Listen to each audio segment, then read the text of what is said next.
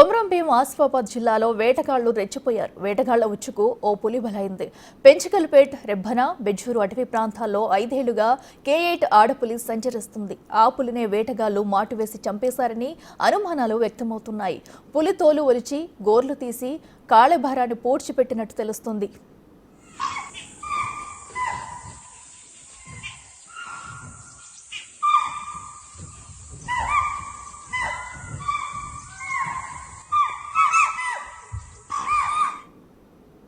పులి మృతిపై అధికారులు విచారణ మొదలుపెట్టారు. ఈ పులి K11, 12, 13లకు జన్మనిచ్చిందని గత ఏడాది అధికారులు అమర్చిన కెమెరాలకు K8 చిక్కింది. కానీ అధికారులు ఈ పులి విషయంలో నిర్లక్ష్యంగా ఉండటం వల్లనే చనిపోయిందని కొన్ని వర్గాలు మండిపడుతున్నాయి.